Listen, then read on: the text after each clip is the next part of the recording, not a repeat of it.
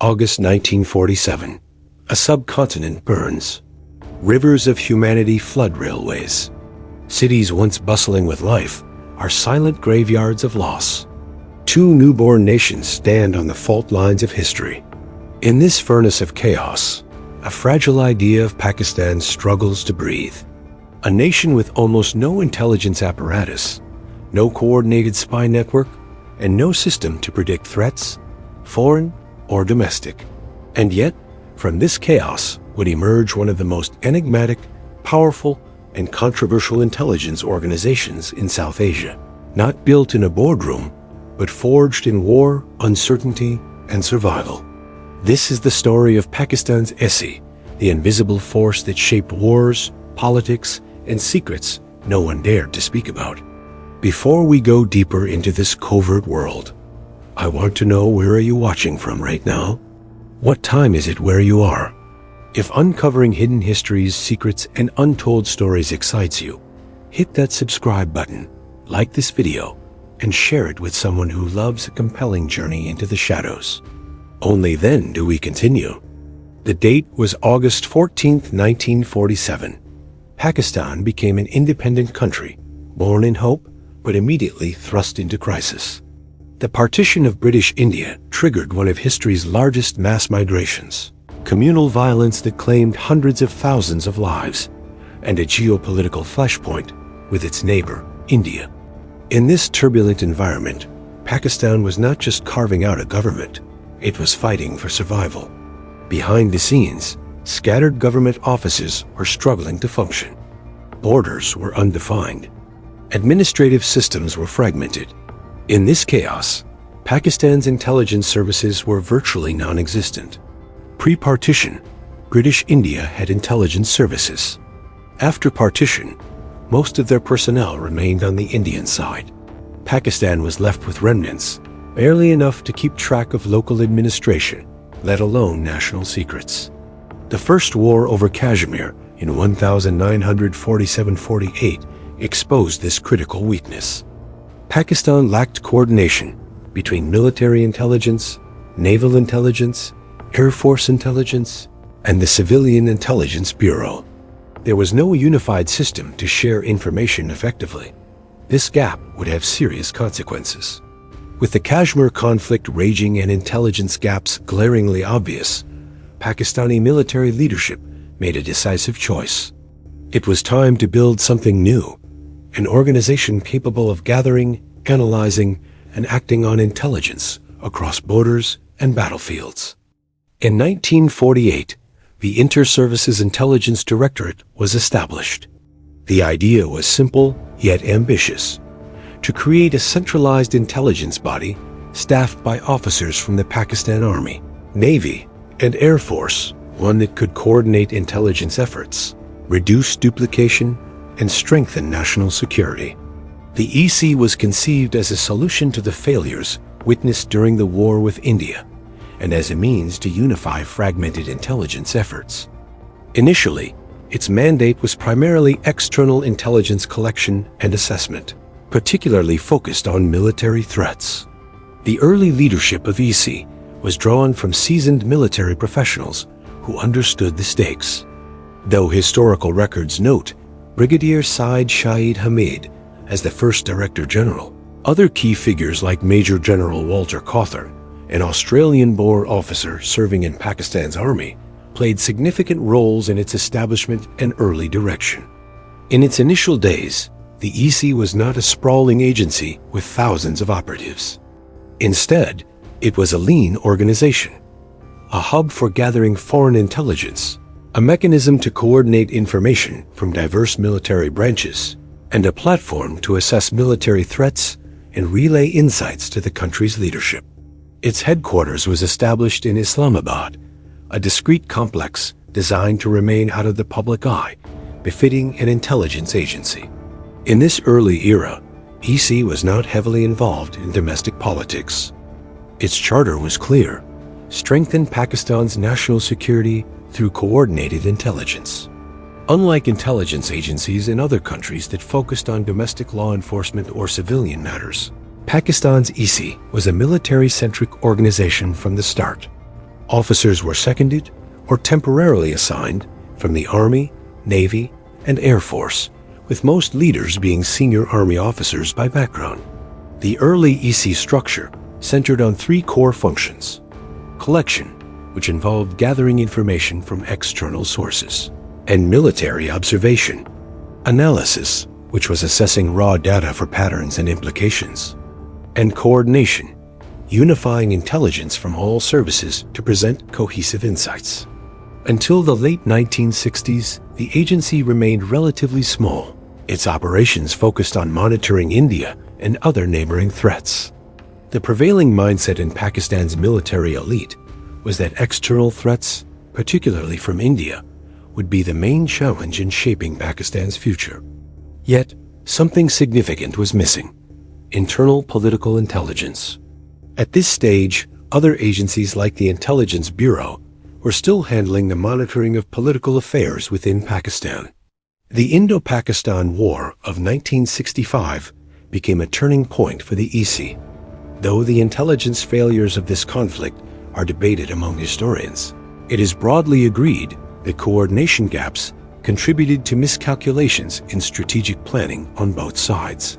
Pakistan's military leadership realized that better analysis, early warning systems, and integrated intelligence could have a decisive impact on national outcomes, and that the ISI needed to modernize rapidly.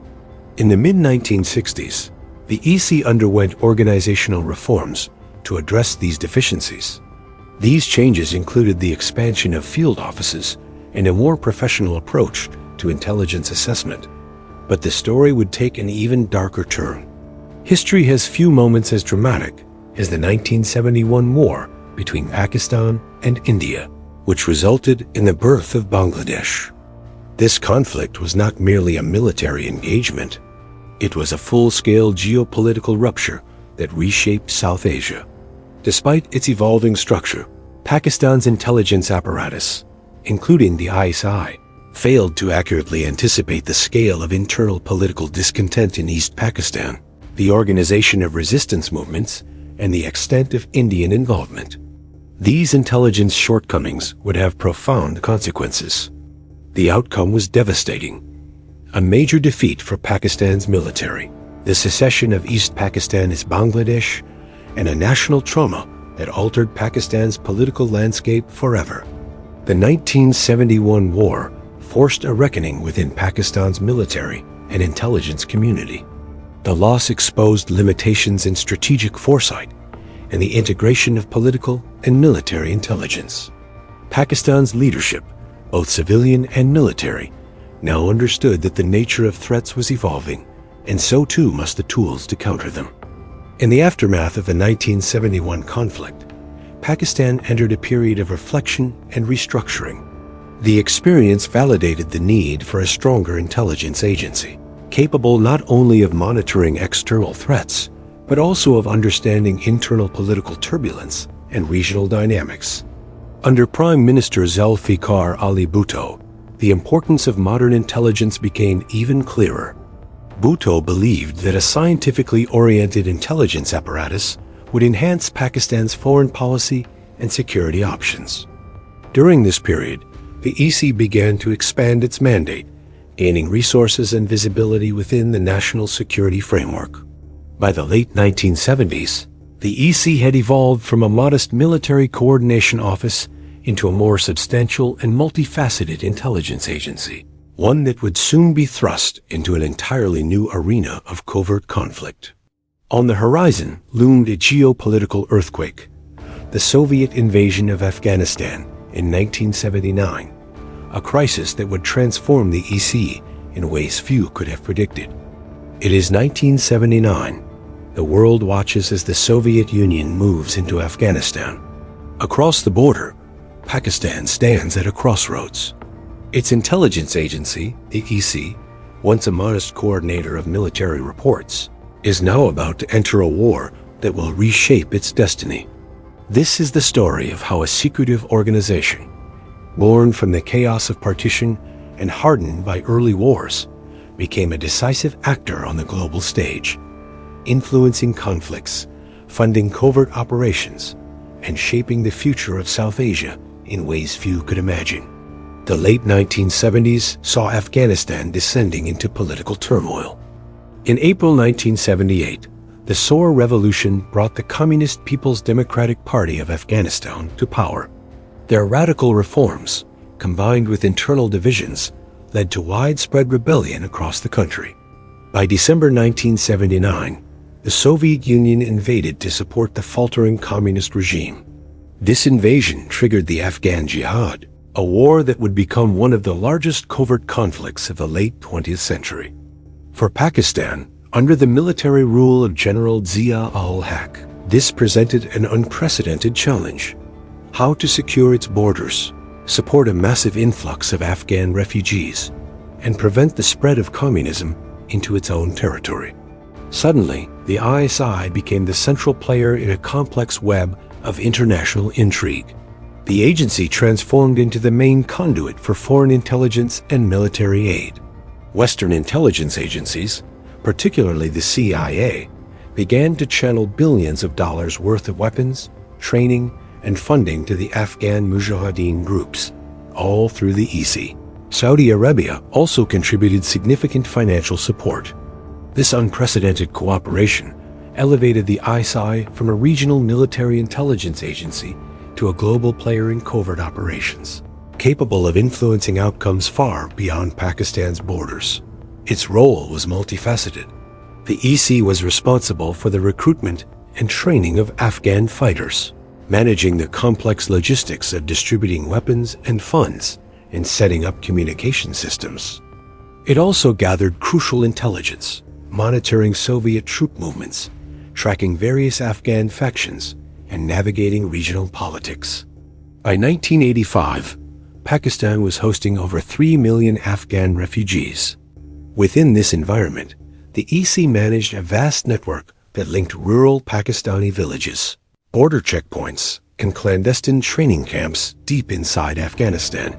This network became the backbone of the Afghan resistance and would later form the foundation of Pakistan's future covert capabilities.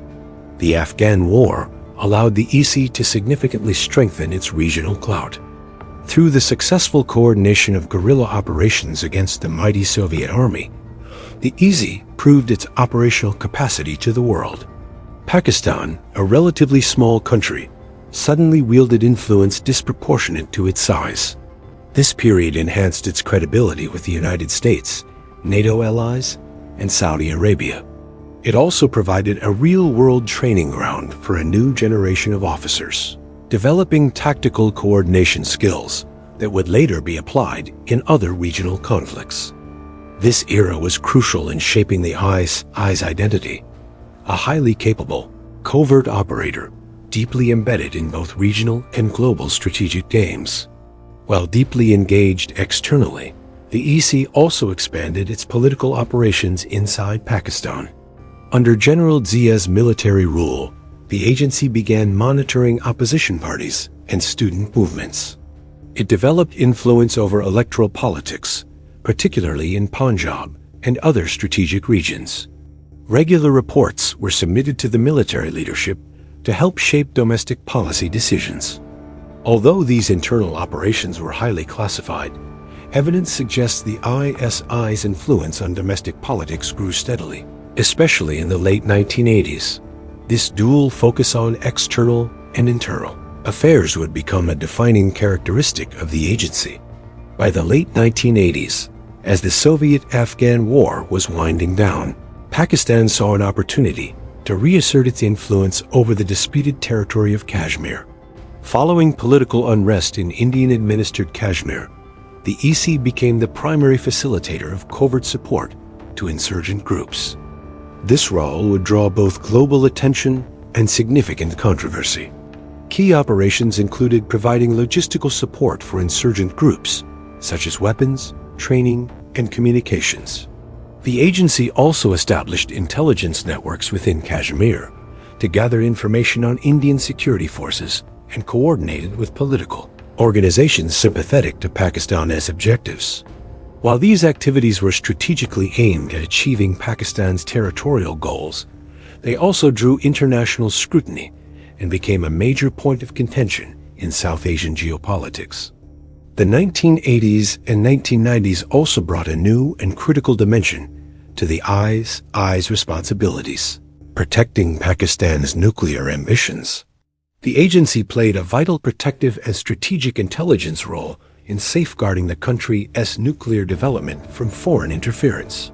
Its key tasks included counterintelligence to prevent infiltration by foreign spies, implementing strict security protocols from nuclear facilities, and constantly monitoring regional threats, particularly from India's intelligence and military activities. This period marked the EC's evolution from a conventional military intelligence body to a strategic intelligence organization capable of influencing national security at the very highest level. After the Soviet withdrawal from Afghanistan in 1989, the EC retained its vast networks and influence. The 1990s were a decade of conflict, cooperation, and controversy.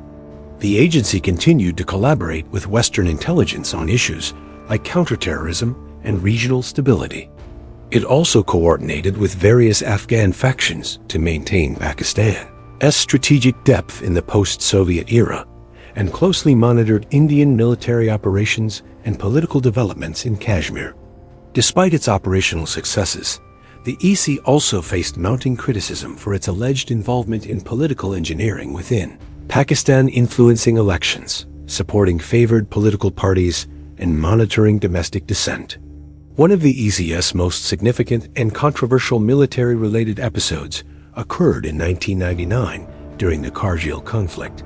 Neutral analyses suggest the EC facilitated logistical support and strategic planning for Pakistani troops and insurgents who crossed the line of control into the Kargil sector of Indian-administered Kashmir.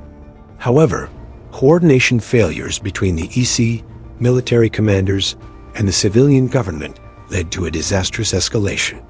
The conflict ended with heavy casualties and intense diplomatic pressure on Pakistan, forcing a withdrawal. This episode highlighted the complex and often fraught relationship between intelligence and military operations, delicate balance the EC continues to navigate to this day. By the end of the 1990s, the EC was widely recognized as one of South Asia's most capable intelligence organizations. Yet, with success came intense scrutiny. Accusations from India, Afghanistan, and even some Western nations of supporting insurgents became common.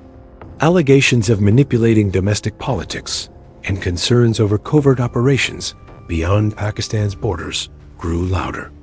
Crucially, these controversies did not diminish the ISI's strategic importance.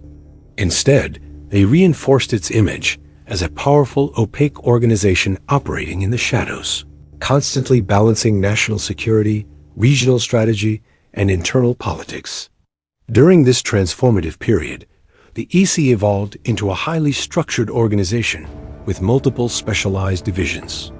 The internal wing was tasked with monitoring domestic threats, political movements, and civil-military relations. The external wing focused on foreign intelligence collection and covert operations abroad. A dedicated counterintelligence wing worked to detect infiltration and protect strategic assets. Finally, special operations units were created for field operations, covert support, and tactical interventions. By 1999, the ISI's influence extended far beyond Pakistan, affecting South Asian geopolitics, regional conflicts, and global intelligence networks. It had become a key actor in shaping outcomes in Afghanistan, Kashmir, and beyond. The 2 decades between 1979 and 1999 represent the ISI's most significant transformation. It grew from a modest coordinator of military intelligence into a powerful, globally connected agency with profound influence in both regional and internal affairs. It was a time defined by covert wars, strategic alliances, political influence, and operational controversies. These decades laid the foundation for the EC's 21st century role, a versatile and formidable intelligence agency capable of managing terrorism, regional conflicts, nuclear security, and global strategic partnerships. The story of the ISI continues, with new challenges and new theaters of operation in a constantly changing world. The morning of September 12, 2001, broke the world open. A single day had changed geopolitics forever. Terror was no longer distant. It was immediate. It was everywhere. And for Pakistan, a country straddling fragile domestic politics and volatile borders, the stakes had just doubled. Deep in Islamabad, a silent network of operatives, analysts, and strategists, the ISI was thrust into a theater of global scrutiny. Every move would be observed, every relationship questioned, every decision a potential turning point. What was once a shadow presence had become a focal point in the world, his most complex intelligence landscape. This is the story of the ISI's modern era, a story of unseen battles, invisible decisions, and the fine line between security and controversy. The attacks on the United States did not just change America, they changed Pakistan overnight. Suddenly, the tribal belt along the Afghan border became the epicenter of global attention. Networks that had existed in secrecy for decades were now under a harsh, unblinking spotlight. The ISI faced a triple challenge. First, maintain its traditional influence in Afghanistan. Networks built during the Soviet War remained crucial for Pakistan's strategic depth. Second, cooperate with global powers like the US and NATO, who expected active counterterrorism support. And third, secure domestic stability, as extremist groups threatened to destabilize a nation already on edge. It was a tightrope walk. Allies demanded transparency. Strategists needed discretion. And in the shadows, every wrong step could become public, or worse, catastrophic. From Karachi's bustling streets to the rugged mountains of the Northwest, Pakistan's intelligence network shifted into high gear. The rise of extremist groups demanded precision, speed, and secrecy. The agency focused on urban intelligence, monitoring suspicious activities and preempting large-scale threats. It launched targeted operations, identifying and neutralizing militant safe havens in remote regions, and synchronized with the army and paramilitary forces for decisive action. Each operation was a silent chess move. Success was invisible. Failure could ignite headlines. And yet, the ISI moved with calculated efficiency, often unnoticed, always watched. Across the border, Afghanistan remained the ultimate puzzle. In the mountains and urban centers, the resurgence of familiar factions tested the ISI's influence. Networks established during the Soviet conflict were reactivated, but the landscape had changed. New actors, new agendas, and the constant scrutiny of international powers. The agency's role involved observing regional dynamics and Taliban movements, maintaining influence with Afghan political actors, and protecting Pakistan's strategic interests, all while navigating intense international pressure. Every communication was monitored, every alliance calculated. The mountains hid old secrets, and the valleys carried whispers that could shift power overnight. The agency operated in a world where visibility was lethal, and invisibility was survival. While the world focused on the Afghan front, shadows along the line of control continued to shift. Kashmir remained a silent battlefield, not just of soldiers, but of intelligence, observation, and calculated strategy. The ISI's involvement was strategic, monitoring cross-border developments, tracking troop movements, and providing actionable intelligence to military leadership to ensure readiness. It also coordinated discrete channels, maintaining lines of communication with local actors without drawing public attention. In this high-stakes game, even the slightest misstep could provoke regional flare-ups. And yet, every maneuver was conducted in near-total secrecy, like pieces on a chessboard invisible to the public eye. By 2010, intelligence was no longer confined to mountains or borders. The battlefield had moved online. Cyber operations became as crucial as field operations. Data replaced patrols. Algorithms replaced scouts. The ISI adapted rapidly, monitoring extremist activity online protecting national digital infrastructure, and conducting surveillance to preempt threats before they materialized. In cyberspace, every signal could hide a threat. Every message could carry intelligence. The shadows were no longer mountains and valleys. They were networks, servers, and invisible lines of code. While foreign operations remained critical, the ISI also quietly monitored the domestic front. Political unrest, rising tensions, and potential infiltration by extremist elements demanded constant vigilance. The agency observed political movements for signs of instability, provided early warnings to security forces, and worked to ensure urban centers remained secure from emerging threats. This dual role, internal and external, created a complex reality. Transparency could compromise operations. Secrecy could invite criticism. The agency operated in a delicate equilibrium, constantly adjusting to a changing environment. Even the most disciplined shadows attract attention. Throughout the 21st century, the ISI's actions drew scrutiny from regional neighbors and international observers. Reports questioned its involvement in politics, its alliances, and its regional influence. Accusations of external interference and geopolitical maneuvering were common. But in every case, the agency emphasized its primary mandate, national security. For the ISI, being effective meant remaining unseen. For critics, it meant suspicion. And between the two, the truth existed only in the shadows. From Karachi to Peshawar, from remote border regions to cyberspace, the agency continued its silent campaigns. Urban counterterrorism, joint military missions, intelligence sharing, each a small story, each critical to national stability. Successes often remained unreported, but experts acknowledged that these operations were pivotal in preventing larger crises.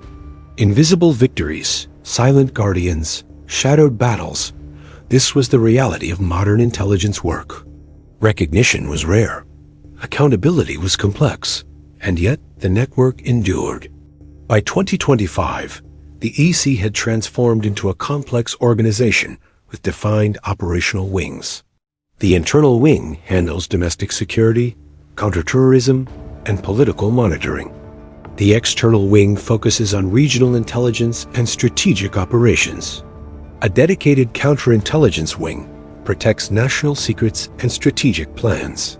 Special operations conducts covert missions, and the cyber intelligence unit handles digital surveillance and security. Direct reporting to the Army Chief ensures operational cohesion. Civilian oversight exists in theory, but in practice, the agency moves with remarkable autonomy. The shadows had rules, but they answered only to the nation's strategic priorities. Modern intelligence work is a paradox. Global cooperation demands visibility. Strategic autonomy demands secrecy. The ISI operates in both realms, simultaneously navigating alliances, managing threats, and shaping outcomes behind the scenes. Hybrid strategies now combine cyber and field intelligence. Covert cross-border operations remain ongoing, and future conflicts will increasingly rely on technology and secret networks. The shadows are evolving, and in these shadows, every signal, every whisper, every unseen movement counts. From a modest coordination office in 1948 to a network spanning borders, cities, and cyberspace, the ISI has left its imprint on history. It has shaped wars, politics, and security, all from the shadows. Its operations, largely hidden from public view, have protected stability, guided strategy, and influenced outcomes in ways few can measure. And yet, this is only the beginning. Behind closed doors, new operations are unfolding. Intelligence networks are expanding. Covert strategies are being developed that the world has yet to see. In our next series, we will uncover the hidden conflicts, secret alliances, and shadowed wars that could define the region's future. This documentary is based on verified and credible sources, including academic research, historical records, and reputable media reports. The content is presented for educational and informational purposes. Viewer discretion is advised.